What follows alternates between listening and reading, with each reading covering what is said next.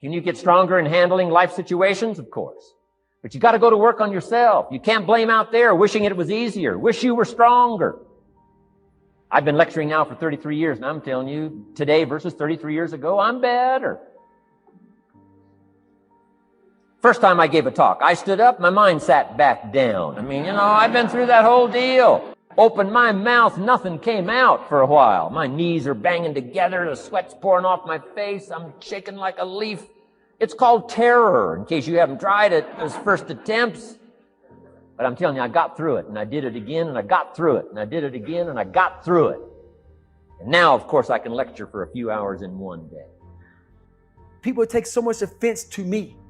You will never learn from people if we always tap dance around the truth. We tap dance around the truth by finding the right words so I don't hurt you because you have thin skin. No, tighten up, people. It's okay. Trust me, it's okay. You might be called nigger one day. It's okay. You might be called some Jewish word or some faggot or gay word. It's okay. Let them call you that. What are you going to do now? They don't own your life. How are you going to control that now? How are you going to flip it upside down and say, Roger that, now I'm going to harness this shit and you'll read about me years from now? How? That's the question. How are you going to do that? If you have any mental toughness, any ability, if you have any fraction of self-discipline, the ability to not want to do it but still do it. People have a hard thing understand. I hate to run. And what makes me so crazy, it doesn't anymore, is people go, well, why do you run if you hate it? What are you talking about? I don't want to take showers and eat either. I hate that too. That's life, man. It wasn't until I changed that mentality that I became somebody. I hated going to school, so guess what? I was dumb as shit. That's what 1 + 1 is 2. But if you can get through to doing things that you hate to do, on the other side is greatness. That's what people understand. By me running, I am callous in my mind. I'm not training for a race. I'm training for life. I'm training for the time when I get that 2 o'clock in the morning call that my mom is dead or something happens tragic in life. I don't fall apart. I'm training my mind and my body and my spirit so it's all one, so I can handle what life is going to throw at me. Because the life I've lived, it throws a whole bunch at you.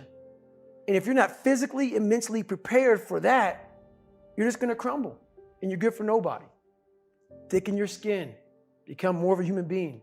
Don't be afraid of the reflection in the mirror, because that's all you can be afraid of. Once you overcome the reflection in the mirror, you've done it. If you want to live a good, long, flourishing life, you got to push back. You can't just give in. You got to push back. And we're dealing with some serious matters here. We're here to instruct. We're here to grow. We're here to learn. We're here to get the best we possibly can.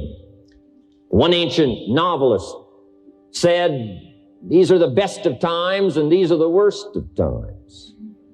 Right? If you've had a bad week, just sit down and ponder that for a while. Study it. See if you can't pick up some ideas from a poor week and then make a better week. In spite of the winters, in spite of the downturn, the money downturn, the social downturn, the personal downturn, whatever it is, you can develop the courage muscle. You can develop the inspiration muscle. You can develop the dedication muscle. You can get stronger. There isn't anybody here that can't get stronger. Next time we see you, may not even recognize you, how strong you're going to be able to become in language, in style, and personality, the ability to cope, the ability to handle with anything that happens, no matter what happens. People can get unbelievably tough. So the trick for human thriving in the face of suffering and malevolence is strength, not protection. It's a completely different idea. We also know this clinically. We know, for example, that if you treat people with exposure therapy for agoraphobia, which is, roughly speaking, the fear of chaos, I would say, the fear of everything, you don't make them less afraid. You make them braver. It's not the same thing. Because with an agoraphobic, see, what happens to them is the fall. They never conceptualize death and suffering. They're naive, right? It never enters the theater of their imagination, and it's because they're protected from it. But then something happens. This often happens to women in their 40s, because they're the people most likely to develop agoraphobia. Something happens. They've been protected from chaos bio. There's a connection between appreciating yourself and appreciating and respecting time. People who appreciate themselves understand and respect the use of time. Here's what I call the best-kept secret of the rich. Interesting discovery that I made one day. I couldn't believe it when I found out that rich people have about 24 hours a day, and poor people have about 24 hours a day. Wouldn't that drive you mad until you found out what the difference was? I'm telling you, the difference is in the management of the time. A few simple disciplines practiced every day, and your whole life can change. Your future can change, your income can change. But the rest of it is getting a handle on the management of time. Now, we invested one whole session in this series to proper self-discipline. And guess what? Discipline shows up again here, as it does everywhere. Discipline is also important in how you manage your time, the 24 hours given to you every day. So I want to give you a few things that might help you to get a handle on the management of time.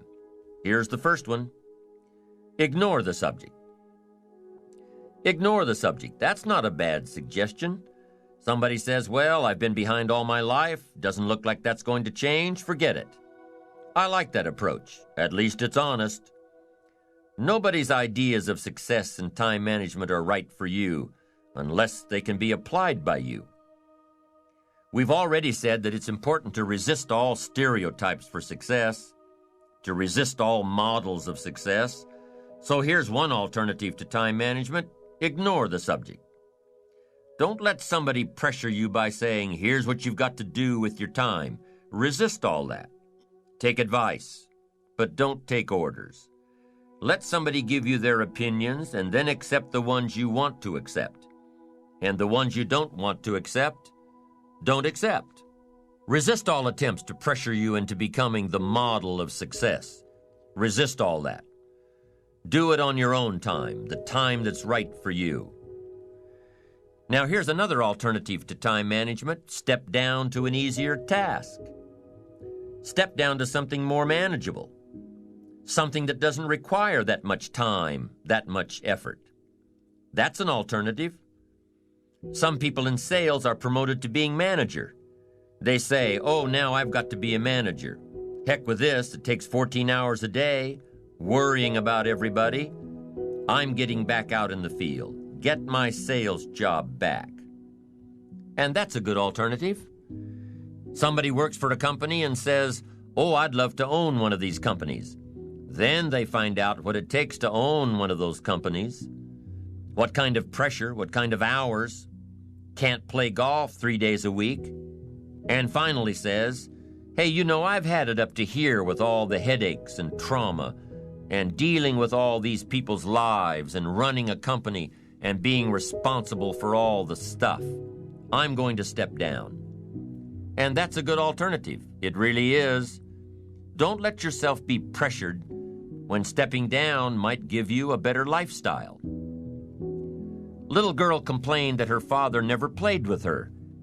She said, Daddy comes home, got his briefcase full of papers, says hello to me, pats me on my head, and disappears. She said, how come my daddy can't play with me when he comes home? And her mother explained and said, look, your daddy works very hard. He loves you very much. But at the office, he's got so much to do that he can't get it all done. So he has to bring the rest of it home. So that's why your daddy can't play with you. And the little girl says, why don't they just put him in a slower group? Not a bad idea. And I offer that here. If you're too busy to play with your kids, you need to join a slower group. You've got to have time for your family. I went for some things that cost me too much in those early days. If I'd known how much it was going to cost, I never would have paid the price. So you've got to weigh the consequences, how to make everything fit. Sometimes that extra money isn't worth it if it pressures you into losing touch with somebody you really care about. So family must be considered.